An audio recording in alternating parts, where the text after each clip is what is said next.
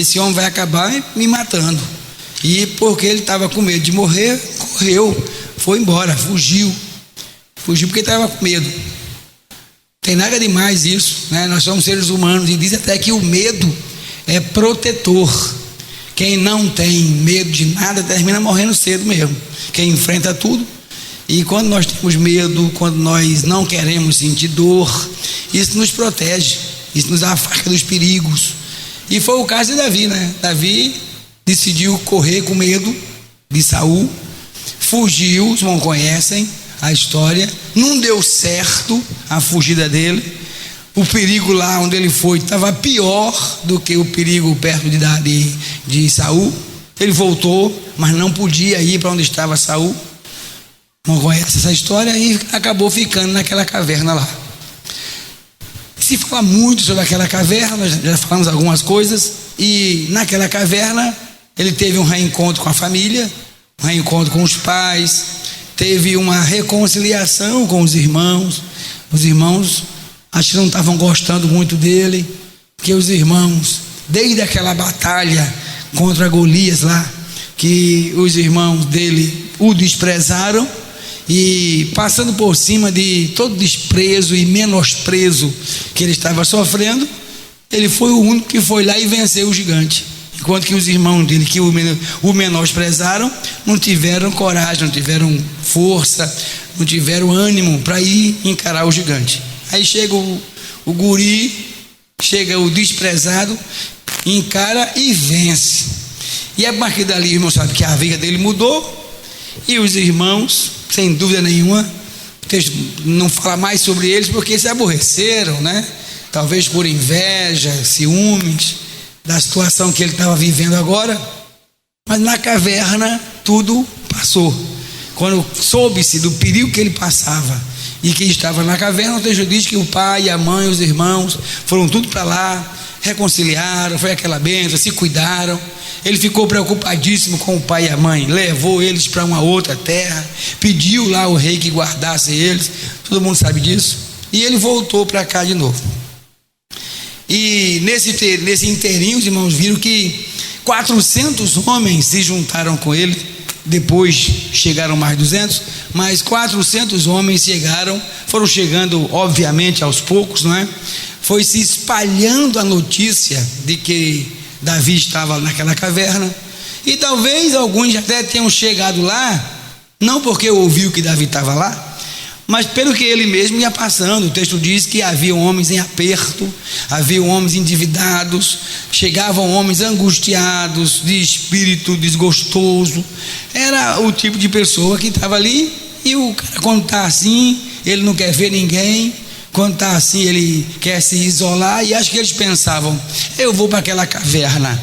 Quando chegava lá, a caverna já estava ocupada, já tinha alguém mais angustiado, já tinha alguém mais endividado, já tinha alguém mais em aperto, já tinha alguém com mais medo do que eles. E aí eles, bom, já que eu estou aqui, vou ficando. E daqui a pouco tinha 400.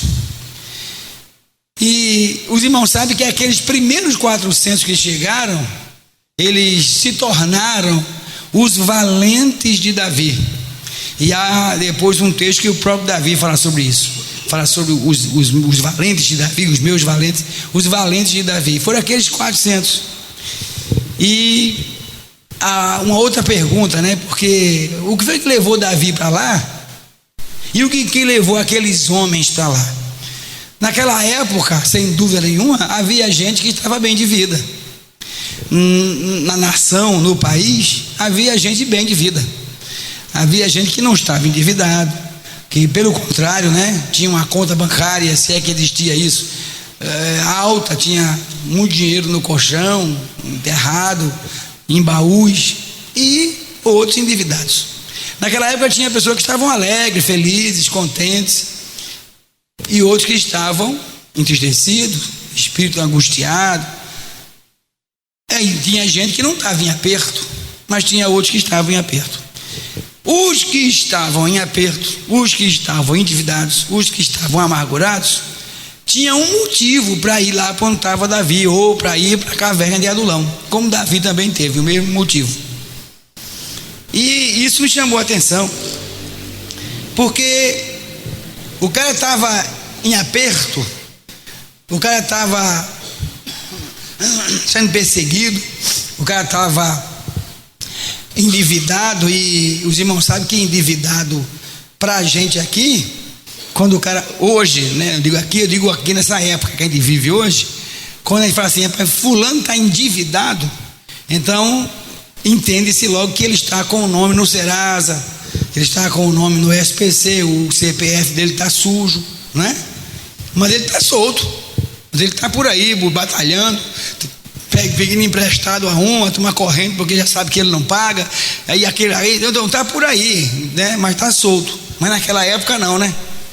Naquela época, quando se encontrava um homem endividado, o que é que se entendia? Que ele ia ser preso, que ele ia ser escravo para poder pagar a dívida, ele ficava escravo. E aqueles homens, para não ser pegos e ser escravos, fugiam para aquela caverna lá. A motivação era essa, né? Fugir de alguma bronca. Eles fugiam para lá.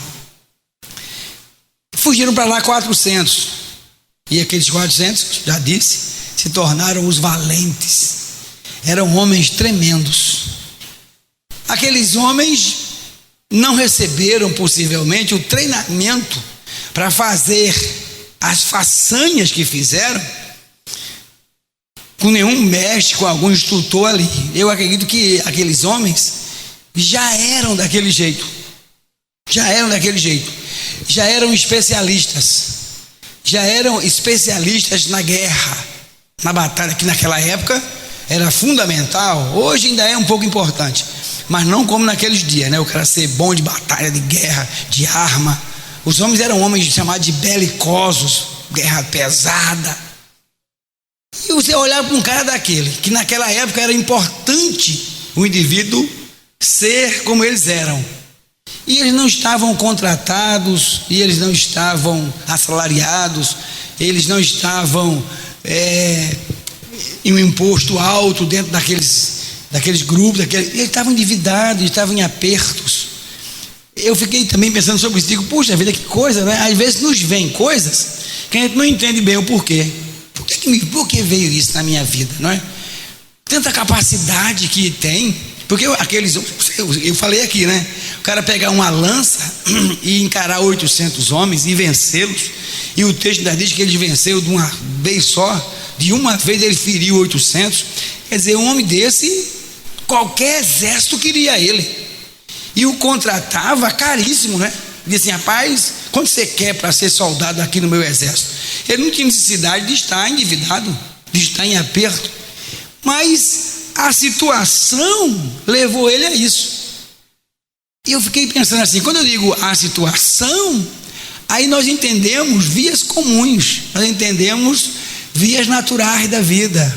Azar, que azar, um cara profissional, engenheiro, médico, advogado, camarada, e está nessa situação, que situação difícil que esse homem está, o cara com a capacidade que ele tem aí de matar pessoas, podia ser um capitão, um general de exército aí, um líder, está endividado, em aperto, amargurado, o que é que está acontecendo? E chegavam esses homens, e vê que só chegava esse tipo de homem. Eles estavam sempre nesses problemas tão graves que levavam ele a procurar a caverna, e eram todos eles homens especialistas. Quem é especialista não passa por muito aperto, né? Quem é especialista é famoso. Você já pensou se a gente pudesse viver hoje, né? O Ivo Pitangui, o cara que inventou aí um bocado de coisa na parte de medicina, e diz assim, aquele homem está de esmola. Você diz, o quê, rapaz? Aquele homem está de esmola, o nome daquele? O que está acontecendo? Um homem especialista. Você já pensou? O cara que desenhou Brasília, né? Agora não recordo o nome dele, alguém pode falar aí? Oscar Niemeyer. Diz assim, Oscar Niemeyer está de esmola, está pedindo esmola na esquina ali. Quer dizer, o quê, rapaz? O cara é engenheiro, o nome daquele. Era o que acontecia com eles. Eles chegavam, e aí, pai, estou endividado, o outro, estou amargurado. Homens desses, essa qualidade, não dá para entender, né? Já passou por alguma situação assim? De você dizer, meu Deus, o que é que está acontecendo comigo? Que está havendo que nada comigo dá certo, Quem é que está vendo que eu não consigo mudar a minha situação? Quem é que está vendo que eu não consigo sair disso, Deus? Aí eu fiquei pensando assim, irmão, havia homens ali que estavam em aperto, mas na verdade era aperto de Deus. Era Deus que botava o cara no aperto. E quando Deus bota no aperto, não tem quem tire. Porque quando Deus bota no aperto, Deus tem propósito.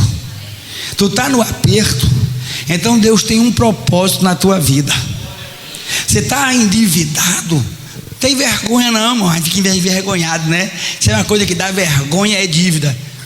Tem um bocado de homem aqui, especialistas, homens tremendos, endividados, mas a dívida que ele acabou contraindo, foi Deus que fez isso.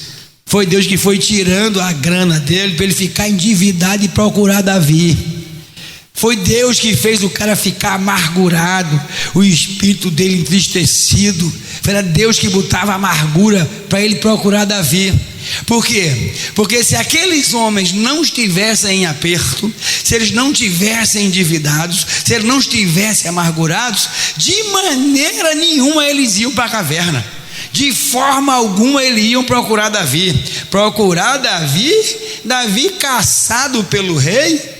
E você sabe o que foi que esse rei fez com a vida de um sacerdote que ajudou Davi? Vocês sabem disso, né? A história que não conhece isso. Só porque o sacerdote ajudou Davi, ele mandou matar o sacerdote, a família dele, os outros sacerdotes, as famílias deles e a cidade todinha aonde os sacerdotes moravam. Só porque um deles ajudou Davi. Quem queria estar perto de Davi? Era preciso, querido, acontecer coisas muito grandes, coisas inexplicáveis, coisas muito fortes para o cara querer ir perto de Davi. Quer dizer, para perto de Davi, quem chega perto de Davi morre. Quem chega perto de Davi, o rei manda matar. Quem chega perto de Davi está na bronca. Ele falou assim: eu não tenho o que perder mesmo. Eu não tenho o que perder. Estou endividado, estou encurralado, estou numa ação difícil, não tenho o que perder. Então, para perto de Davi. Davi está na bronca, então 2, eu e ele. O outro falou, então 3. O outro 4, até 400. Então 401, ele e mais 400, todo mundo na bronca. Agora, querido, naquela época havia muita gente bem que não foram lá para perto de Davi, mas que nós hoje nunca vamos nem pensar em descobrir o nome deles, porque eles estavam muito bem, mas não fizeram história. Eles estavam muito bem e de bem foram embora e acabou. Aqueles homens estavam em aperto, aqueles homens estavam endividados, estavam amargurados, mas Deus estava na vida dele. Era a amargura de Deus, era endividamento de Deus, era aperto de Deus, levando eles para um propósito. Você pode dizer amém? Querido, eu quero dizer eu mesmo para você hoje, escute, Deus tem um propósito com a tua vida, aleluia. Não vou pedir para ninguém dizer a ninguém hoje não, eu mesmo digo, Deus tem um propósito contigo. Não é por acaso que você está passando o que está passando. Você pode dizer amém ou não? Se tivesse bem, aqueles homens não iam para perto de Davi. Se você tiver só vida boa, pode ser que você vá para bem distante de Deus. Conheci uma pessoa assim, que um dia Deus precisou dizer a ele, porque ele insistiu tanto com Deus, que Deus disse a ele.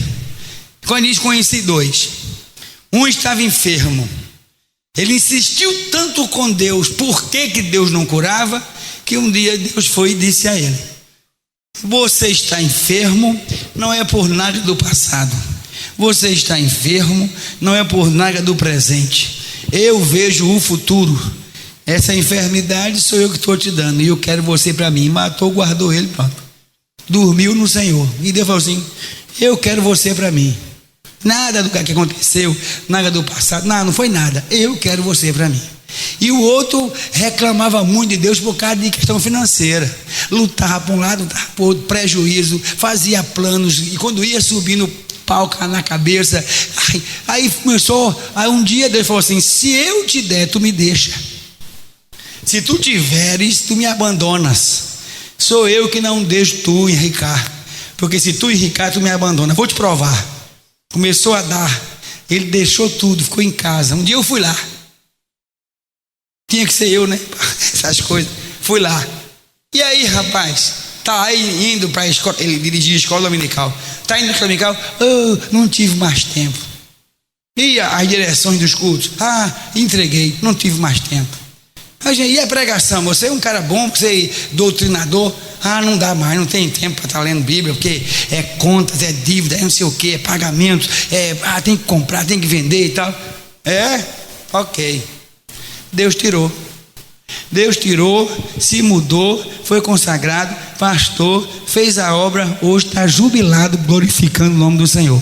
Porque Deus sabe todas as coisas e Ele tem um propósito contigo. Você pode dizer amém? Que pena eu não poder dizer isso, esses homens aqui, naquela época, não é? Esses 400. Cara, por que eu estou endividado? É porque Deus tem um propósito contigo. Porque tu vais sair de onde tu estás, endividado, vai a pé de Davi, te tornarás o valente de Davi. Quando Davi sentou no trono, os endividados, os em aperto, os encurralados, os amargurados, estavam todos em volta dele, era homem de confiança. Mexe com esses homens aí agora. A questão é essa, querido. Deus está transferindo você para uma situação melhor, mas tu tem que primeiro passar pela pior experiência. Você pode dizer amém? Grande experiência. Pensa nesses homens aqui, coisa tremenda. Agora só foi para ali porque estava endividado, estava amargurado e estava em aperto, senão não ia. Deus, há um texto na palavra que diz assim, que Deus é quem opera o querer e o realizar. E durante um tempo eu pensava que era tipo toque mágico, né? Deus queira, agora eu quero, aí queira, não, Deus cria a situação até você querer ir para onde Ele quer te levar. Deus não leva você sem você querer ir, mas a situação boa, refrescante, o cara não quer ir, né? Aí Deus aperta, aí quer, aí quando quer, agora eu vou operar ou realizar. Porque na verdade, irmão, a Bíblia diz que todo dom perfeito, toda boa dádiva vem descendo do Pai das luzes, aonde não há mudança e nem sombra de variação. Deus só tem o que é bom. Agora às vezes você precisa passar pelo que é difícil. Pode dizer amém aí? Aí tem uma coisa, querido, aqui que eu fiquei depois pensando, que coisa. Davi fugiu de Judá, foi lá para a terra dos filisteus, a coisa não deu boa, correu para essa caverna, estava se organizando um lugarzinho onde ele poderia se sentir seguro. Inclusive aquele lugar é chamado de lugar seguro. A caverna de Adulão é chamada de lugar seguro. Aparece um tal de profeta, porque eu acho interessante que as pessoas gostam muito de profeta hoje, mas naquela época não gostavam muito, não. Já viu, não? Naquela época não gostavam muito, não, porque naquela época parece que o tom era diferente. Sabe o que foi que Gade, profeta, disse para Davi? Disse assim: pelo Senhor, não fique neste lugar seguro, vá para Judá. Que é isso, Deus? Que é isso? Diga de novo: não fique nesse lugar seguro. Nesse lugar seguro, você vai achar que foi você que se livrou. Nesse lugar seguro, você vai achar que é a sua capacidade ou a incapacidade do teu inimigo. O teu inimigo é capaz de te matar. A tua capacidade não dá para livrar. Agora, aí no lugar seguro, tu vai pensar que foi tu. Agora, vá lá, coloque tua vida em risco, se exponha. Agora tem uma coisa: deixa comigo, porque eu vou te livrar das mãos de Saul. Sai do lugar seguro. Escute, vou dizer para você, hein? sai do lugar seguro, exponha a sua vida e deixe com Deus, porque Deus vai livrar você de Saul. Aleluia. Você pode dizer amém aí? Quando eu li isso aqui, eu digo, rapaz, que palavra é essa? Deus chega o cara numa caverninha, se pronto, eu disse, sai desse lugar seguro, fica aí não, vá para Judá, lá onde ele estava fugindo, lá onde ele menos queria estar, e Deus mandou ir para lá. Agora, Deus nunca erra, Deus sabe exatamente o que está fazendo. Pode ficar em paz, pode ficar tranquila, pode ficar tranquilo, porque Deus nunca erra. Nunca erra, nunca se engana. Agora o nome dele é quem tem que ser glorificado. Você pode dizer amém? Bom, dá tempo a gente entrar na caverna de outro cidadão aqui. Tem outro cidadão aqui que também entrou na caverna. Eu quero deixar agora Davi um pouco de lado e falar de um outro aqui que também foi para a caverna. Esse foi para uma caverna, mas não a de Adulão. Ele foi para uma caverna no Monte Horebe. Esse você conhece, deve se lembrar dele. Elias. Elias, irmãos, é um caso sério. Agora eu quero começar falando de Elias. Talvez dentre os pregadores dessa época, eu talvez seja o único que falo mal dos personagens bíblicos. De vez em quando eu meto o cacete nele. Elias não era a flor que se cheire. Elias, meu irmão, como é que o camarada pega uma espada e mata 850 homens? Brincadeira um negócio desse, irmão. Eu não tenho coragem de matar uma pessoa. Ele, cara, matou 850.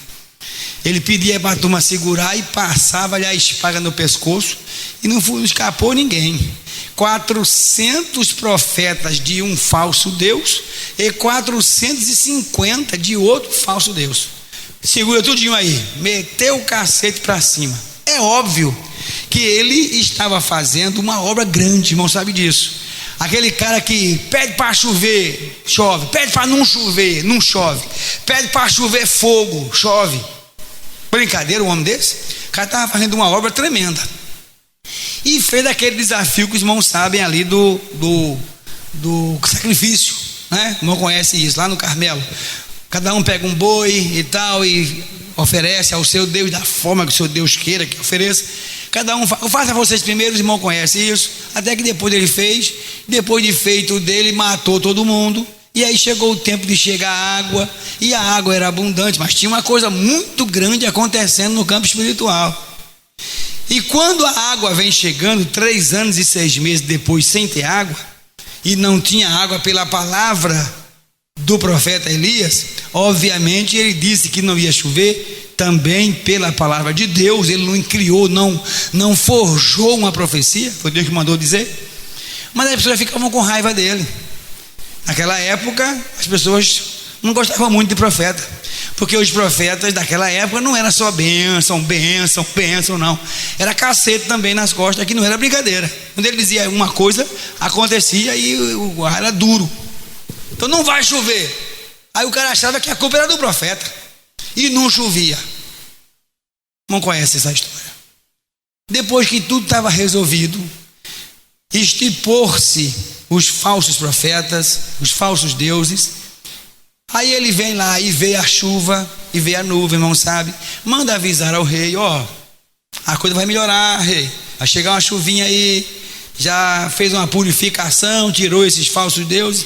Agora sim, o nome do Senhor vai ser glorificado e vai chegar chuva, vai ser uma bênção. Que maravilha. Corre, rei, senão a chuva te pega. E depois ele saiu a pé correndo. E o texto diz que cabo era bom de corrida, que passou à frente lá dos cavalos do rei, da carruagem do rei, chegou primeiro do que o rei ainda no local onde o rei ia.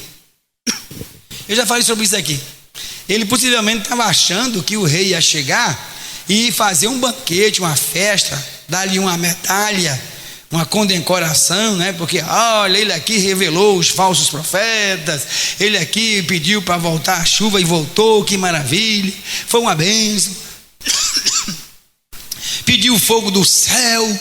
Imagina só, irmão, se aparece um homem hoje aqui pedindo fogo do céu e caindo fogo do céu. Era um negócio de louco, não era? Imagina a multidão que ficaria em volta desse homem. O cara que, Senhor, se eu for homem de Deus, caia fogo do céu e queima aquele carro lá do outro lado. Acabou. Aí o pessoal, queimaram o teu carro. Foi aquele profeta que pediu fogo ali, ó, teu carro. Aí o cabo já está com raiva do profeta. Aí ele pensava que ia ser uma bênção. O rei chegou para a mulher dele, em vez de dizer assim a ela: o profeta está aí, vai chegar água. Houve lá em cima um conflito ali entre os profetas, mas o homem de Deus tremendo, caiu fogo. Não, ele chegou lá: Elias matou os teus profetas, Elias matou os caras que tu gosta tudinho, Elias matou 850 de uma vez só. O cabo é sanguinário. Pense num sujeito violento, está aí fora da porta do castelo. Aí ela: faça-me os deuses o mesmo tanto, se hoje eu não tirar a vida dele. Ora, ele poderia muito bem dizer assim: desça fogo do céu e queime essa miserável. Mas ele correu, porque se ele dissesse, caía, irmão. Irmão sabe disso, né? Se ele dissesse, caía. Que ele pediu fogo sobre um capitão e 50, depois sobre outro capitão e mais 50, e foi fogo caindo inteiro. E para Deus não tem esse negócio de se é capitão, se é soldado, se é rainha. Para Deus não tinha isso. Ele pedia, caía. Mas o medo tomou conta. E aí ele fugiu. Não conhece isso, né? Fugiu, deitou-se, pediu para morrer. Oração de Elias, eu já falei sobre isso aqui. O homem que é referência de oração no Novo Testamento. Elias era um homem sujeito às mesmas paixões que nós. Orou e não choveu. Voltou a orar e voltou a chover. Quer dizer, referência.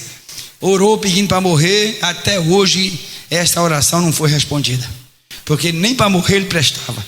O Senhor arrebatou ele, levou ele vivo mesmo. Negócio sério. O caba era terrível. Mas daí pediu para morrer, não morreu. E aparece o anjo e dá comida, o irmão conhece. Andou 40 dias e 40 noites e foi lá para a caverna do Monte Horebe. Mas escute, quando se chega numa caverna, a pergunta é sempre a mesma. A pergunta é: e agora? O que é que eu faço? Obviamente, essa pergunta houve na vida de Davi. Eu não citei aqui. Mas é sempre isso. Quando nós estamos numa situação que acabamos indo para uma caverna, que acabamos nos encavernando, que nada dá certo, Davi, Elias, que é perseguição, que é risco de morte, a pergunta é: e agora? O que é que eu faço? O que eu acho bonito, querido, é que Deus, Ele nunca despreza os seus. Na hora certa, Deus orienta. Na hora certa, Deus dá direção. Na hora certa, Deus chega dando rumo. Ele deu rumo a Davi: fique aqui não, vá lá para ajudar, fica aí não. Aí agora chegou o Elias: o que é que eu faço naquele lugar? Aí aparece Deus na hora certa para dar rumo à vida dele. Mas Deus chegou assim: está fazendo o que aí, Elias? A chegada de Deus foi um pouco diferente em relação a Davi. Está fazendo o que aí? Espera aí, deixa eu fazer aqui uma análise. Você é profeta? Sim, Senhor. Sou o único profeta que ficou. Está profetizando para alguém aí nessa caverna? Não. Está fazendo o que aí então? Está pregando o evangelho para alguém nessa caverna? Não. Está fazendo o que aí então? Está ensinando a palavra, está visitando enfermos, está visitando as pessoas? Não. Está fazendo o que aí então, Elias? E Deus saiu fazendo uma coleção de está fazendo, né? Está cantando louvores, está tocando teu instrumento, está lendo Bíblia aí, Elias? Nem trouxe minha Bíblia, saí tão apressado que nem trouxe a Bíblia. Estava lá só o bagaço de homem, mas no lugar errado. No lugar errado. não estava profetizando para ninguém, não estava pregando para ninguém, não estava ganhando alma, não ia para a escola dominical, não frequentava os cultos semanais, estava numa caverna. Está parecendo com alguém aqui também? Não? Não, acho que não, né? Acho que todo mundo aqui está direitinho, profetizando, pregando, evangelizando, ganhando alma, visitando enfermo, visitando afastado, visitando novos convertidos. Está todo mundo bonitinho, acredito que sim, né? Cada um fazendo seu papel, porque se tu não tiver, tu está em caverna. E se tu está em caverna, Deus está perguntando a você hoje: está fazendo o que aí? Está servindo de que, Elias, tua vida aí? Tu é servo, tu é instrumento ou não? Porque para dizer que é servo, tem um bocado que diz. Agora, para servir como servo, vai para uma caverna e depois fica lá se lamentando da vida. Aí, está servindo de nada a tua vida. Não está servindo de nada a tua vida, Elias. Aí Deus dá um tempo. Quando Deus olha, você percebeu que a pergunta que Deus fez dentro desse texto, quem conhece o texto deve estar lembrado, Deus pergunta 2 vezes a ele. A primeira palavra que Deus chega, ela ou essa: está fazendo o que aqui, Elias? Aí Elias podia dizer: Senhor, lá no fundo da caverna tem um grupo de homens escondidos e eu vim aqui para ganhá-los, tal. Ok, mas não tinha. Ele não tinha o que dizer. Ele não tinha o que falar. A motivação agora da caverna não estava correta. A de Davi lá estava, mas de Elias não estava. Porque Elias sabia muito bem que Deus, ele servia, que homem ele era para com Deus, e que aquilo que a mulher estava dizendo era bobeira. Elias sabia muito bem. Está fazendo o que aí, Elias? Não tinha o que dizer, não tinha o que falar. Tem o que falar, não? Deus dá uma voltinha, quando vê ele está lá ainda. Aí Deus fala: ainda está aí, Elias? Não tomou rumo na vida ainda, meu querido? Só fiquei eu. Tem mais perseguiram, correram, mataram tudinho. Que tu o que, rapaz? Tem mais de 7.000 reservado aí. Não é só você que passa pela situação desse tipo, não, querido. Não é só você, não. Tem muita gente passando o que você está passando e não está em caverna.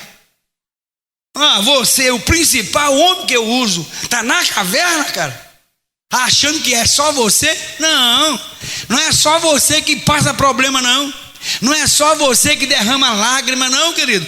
Não é só você que é perseguido. Não é só você, não. Junto com você tem um montão de gente sofrendo, mas que não abre mão de continuar servindo, de continuar glorificando, de continuar louvando, de continuar, querido. Levanta daí. Volta para o teu caminho. Vou redirecionar a tua vida. Que Deus maravilhoso. Que Deus maravilhoso. Porque se fosse eu, pegava era um chicote e saía levando a Elias até o local de volta na base da cipuada. Mas Deus não. Deus nos conhece, Deus nos ama. Eu vou dizer isso para você porque você precisa ouvir. Deus te ama. E o amor de Deus é infindável. Não dá nem para você imaginar até onde ele vai. A Bíblia diz que não tem altura, profundidade, não tem largura. Não dá para entender esse amor de Deus. É demais. O cara está merecendo um alapado, uma surra. Deus 2 vezes. Está fazendo o que aqui, rapaz? Tem tanta coisa para fazer você numa caverna, cara.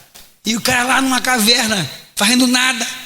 Querendo justificar que estava ali, porque estava com medo, porque estava sozinho. Conversa, porque era muito sofredor. Conversa, rapaz. Sai daí. Vou mudar a tua história, hein? Você não vai mais estar agora correndo de rainha e de rei. Você vai estar ungindo reis. Você vai estar, ao invés de estar na posição crítica, você vai estar na posição de honra. Escute o que eu vou dizer de novo. Deus está tirando você da posição crítica e vai estar te colocando na posição de honra. E eu quero hoje orar por você aqui. É isso que eu estou falando agora. quero que você levante, não é agora não, vou chamar depois, e venha para cá que eu vou orar por você, porque você está na situação crítica, mas Deus vai dar um vira-volta e vai botar você em posição de honra. Deus vai redirecionar a tua vida, Deus vai redirecionar o teu ministério, Deus vai redirecionar tuas razões. Não, agora mudou, agora você vai fazer, está perto de terminar, eu quero você para mim também, nem para morrer, presta, eu vou te levar vivo mesmo, mas tu vai ungir um rei lá dos incrédulos, tu vai ungir um rei do meu povo, e tu vai ungir um profeta no teu lugar. Depois que tu fizer esta obra, aí eu quero você para mim. Que Deus maravilhoso. Vou levar você, vou encerrar a tua história com honra, vou encerrar a tua história com chave de ouro. Escuta, Deus está aqui, filho, Deus está aqui nesse lugar, querido. Glória a Deus, que Deus maravilhoso, que transformação, que transformação. Mas eu queria ir para uma outra coisa. Eu até vou pedir permissão aos irmãos para a gente terminar um pouquinho mais cedo hoje, até porque eu estou com a voz muito assim, eu não quis incomodar esse monte de pregador que eu tenho aqui, que eu sei que pregariam bem melhor, pregaria com a voz bem melhor, com mensagens mais profundas, mas eu queria dar um salto agora para o mesmo texto que a gente está lendo, porque o texto que a gente está lendo, irmãos, ele começa dizendo assim: homens, diga isso por favor, homens. Você sabe, irmãos, que a nível do mundo, a nível de universo, quando se fala de Moisés, aí muita gente diz que Moisés nunca existiu, que Moisés é um mito. O envolvimento de Deus com Moisés foi tão grande que alguém chega a dizer que não, é um mito. Não existe isso, um homem com aquilo que Moisés fez de abrir mar, de subir aquele monte, o monte fumegando e tal. Foi um mito. Alguém diz que Elias, é isso que eu estou falando, um mito. Diz que nunca existiu. Não, é um mito, é uma história, é só uma conversa. Agora eu acho bom a Bíblia, porque a Bíblia começa logo assim: homens. Eles não eram anjos, eles não eram semideuses, eles não eram mitos, eles não eram uma história apenas, eles eram homens.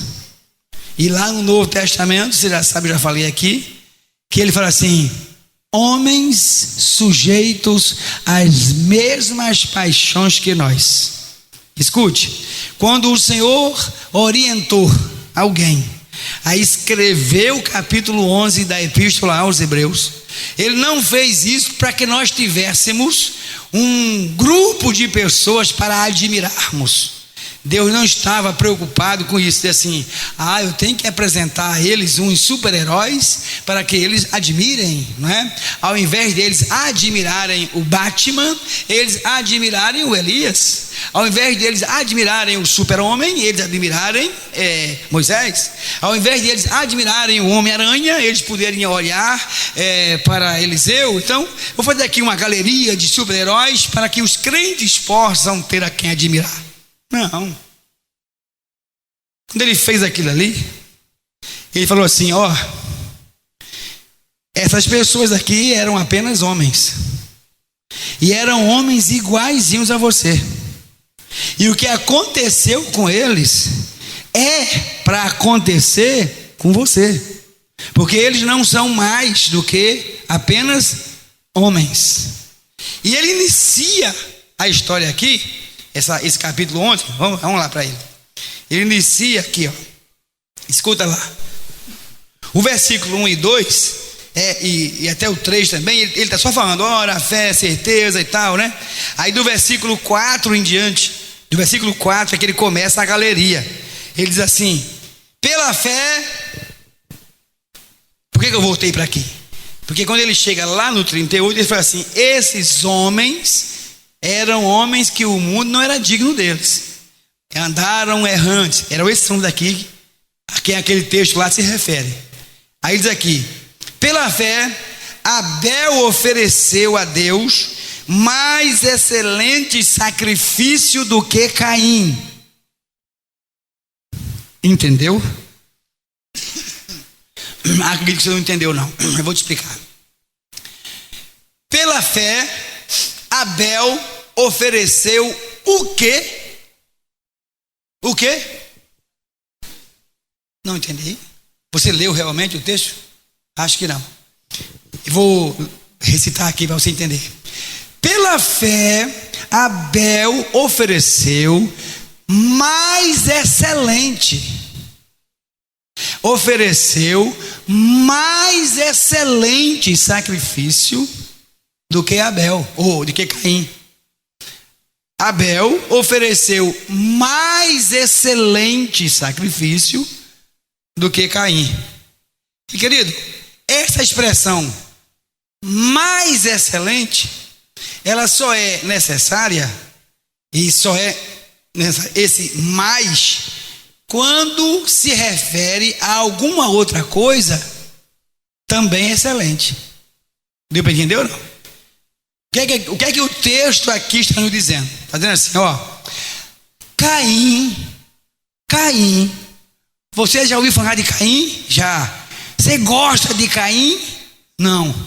Você acha Caim um exemplo? Não.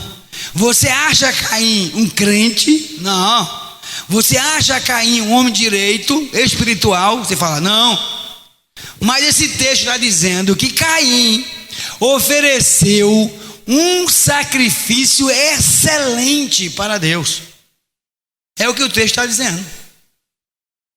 Que Caim, que você não gosta, que Caim, que não é crente tanto quanto você, que Caim, que não é espiritual tanto quanto você, que Caim, que não é gente boa tanto quanto você, ofereceu o sacrifício excelente.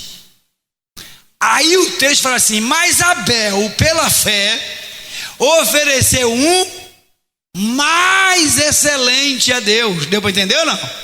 Se ele ofereceu mais excelente, é porque o de Caim foi excelente. Não sei se está entendendo.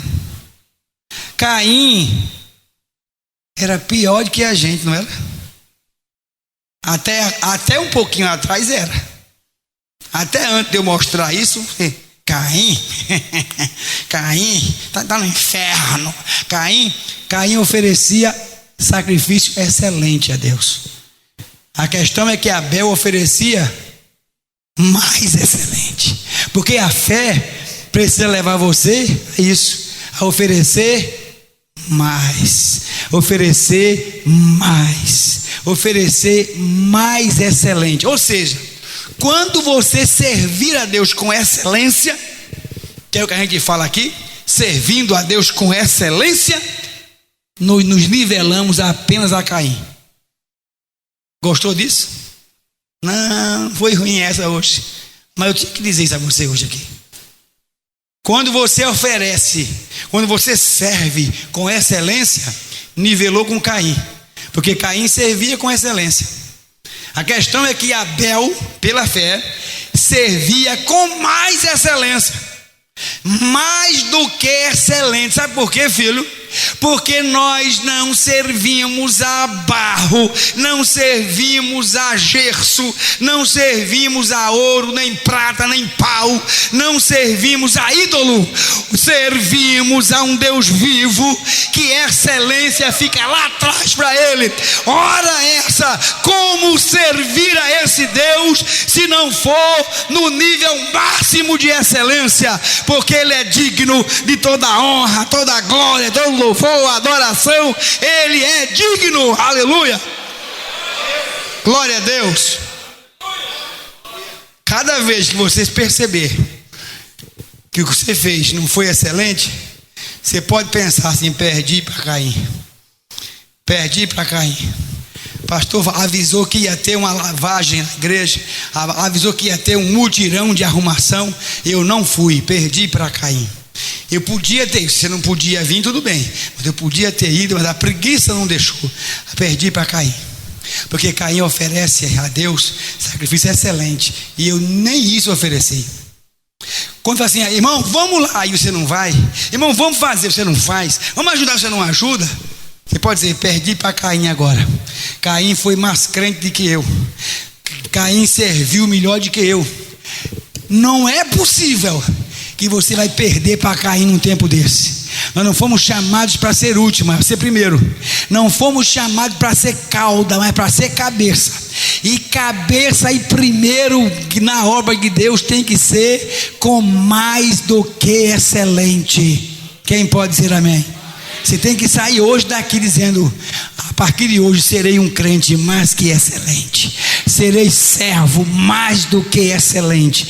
O que eu fiz até hoje foi pouco, agora eu vou fazer mais do que excelência, porque o Deus que eu sirvo é digno. Tu já pensou o que Ele preparou para você no céu? Tu já pensou o que Ele passou para vir aqui te buscar e fazer promessa e te guardar e te dar vida, o ar que você respira e dar tudo que você tem? Ele é digno, Ele merece mais que excelência. Você pode dizer amém? E não pense que Abel fez isso porque era semideus. O texto fala, homem. Se ele podia fazer, você pode. Se Abel pôde fazer mais excelente sacrifício, então você também pode. Porque os recursos de Abel naquela época era muito menor que os seus. Então ele fez, você pode. Agora sim, eu quero que você fale perto de você. Você pode fazer melhor. Você pode fazer mais. Você pode passar, inclusive ainda, até do próprio Abel. Que Abel já encerrou, você ainda está aqui. Vamos aqui para o texto rapidinho. Vamos encerrar aqui. Diz assim: pelo que obteve testemunho de ser justo, tendo a aprovação de Deus quanto às suas ofertas, e por meio dela também, mesmo depois de morto, está aqui falando para a gente, ainda fala. Pela fé Enoque foi trasladado. E aí ele vai falando de alguns homens. Eu queria dar um pulo para a gente encerrar hoje, mas eu volto para esse assunto ainda, em nome de Jesus. É que aqui dentro desta galeria, a gente tem Enoque, a gente tem Noé, a gente tem Moisés, a gente tem Raabe,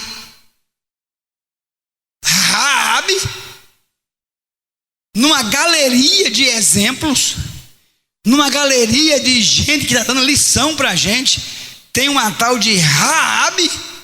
Sabe quem era Raabe? Você sabe. Escute, quando a gente fala de Raabe, é outra pessoa que todo mundo Raabe, qual era a profissão dela? Fica até ruim da gente dizer aqui, não é? Não é? Que profissão é essa? Tu já pensou? O texto não poupa. Prostituta. Meu Deus do céu, não é possível que a gente vá perder para prostituta como espirituais. E outra coisa, além disso, ela morava em cima do muro. Sabe o que significa isso, né? Em cima do muro? Indecisão.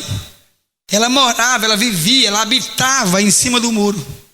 Uma pessoa exemplo máximo de indecisão.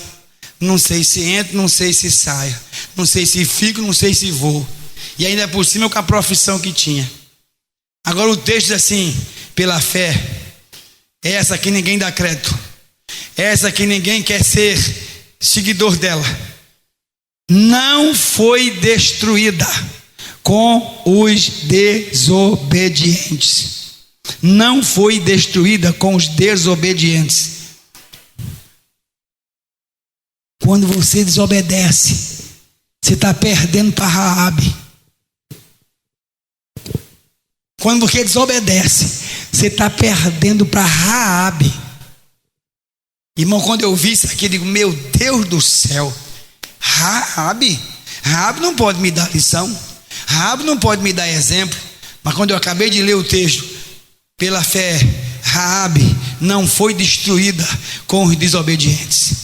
Ela, quando ouviu a respeito de Deus, ela falou assim: é esse Deus que eu vou servir, é esse Deus que eu quero obedecer, é esse Deus que eu quero ser serva, Ele será meu Senhor, é esse Deus aí. E o texto é claro, diz que ela não foi destruída com os desobedientes, então ela não foi desobediente. Glória a Deus. Se dizia no passado, isso já está esquecido, se fazia uma brincadeira e se dizia assim: o alfabeto do crente é diferente do alfabeto da escola. Isso já faz muito tempo. Quem é da antiga aqui conhece. Quem é da antiga conhece. Quem é mais jovem, que doeu assim, eu já ouvi dizer por eles. Escute, dizia assim: o alfabeto da escola é A, B, C, D. E o do crente? Começa com O. O, B, D, C. É o teu alfabeto. Porque do contrário, tu vai perder para Rabi. Tu entendeu? Diga amém aí.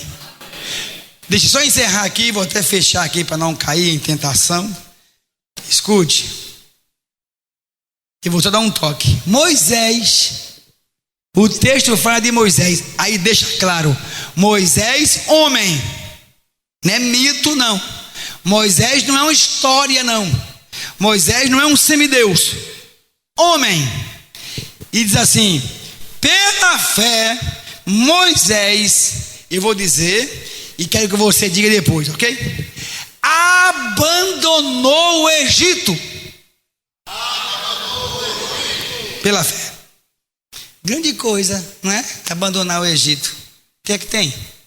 Abandonar o Egito. Não é demais. Tão fácil mesmo. Abandona o Egito.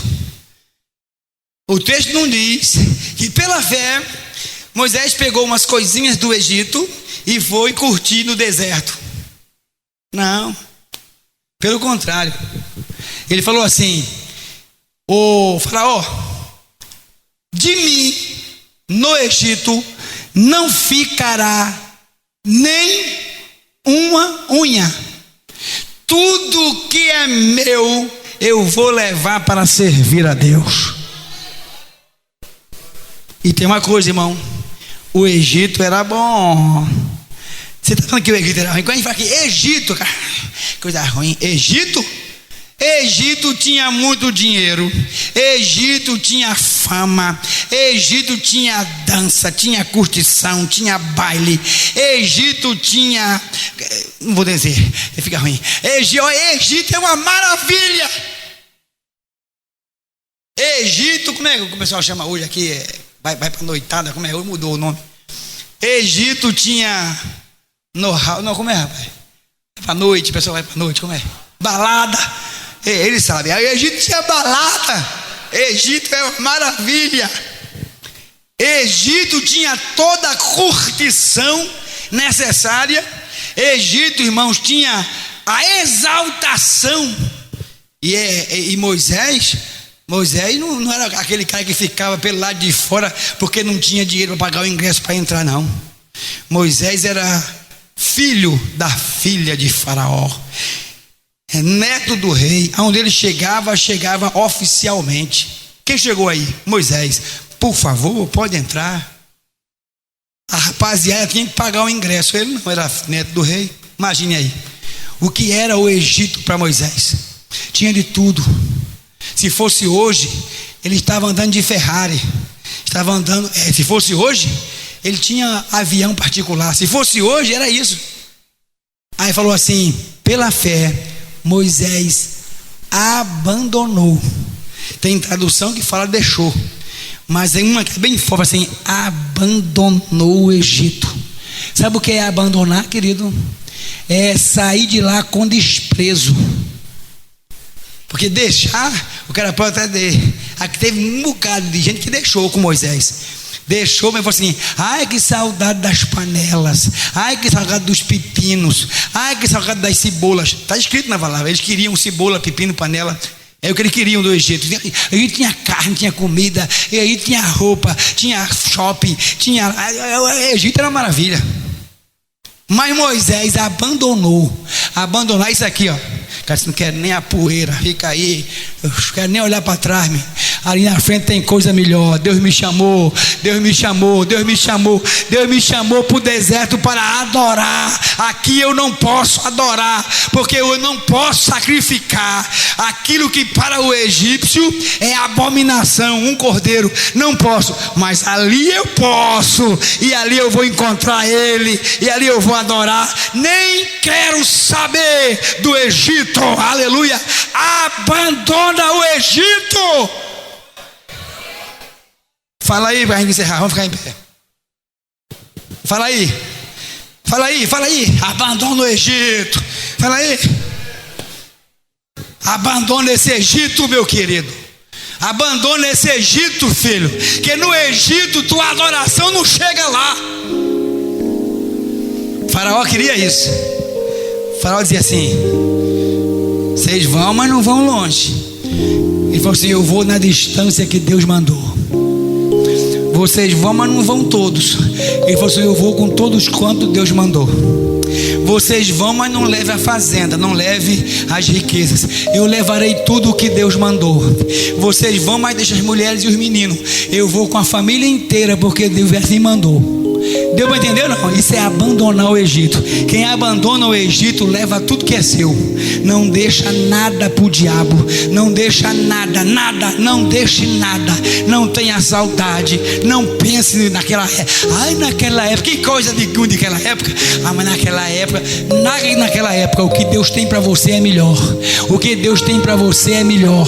O que Deus tem na frente para você é melhor. Pode dizer amém aí? Venha para cá que eu quero orar por você. Aquelas pessoas, claro que eu falei lá no começo, lembra? Eu falei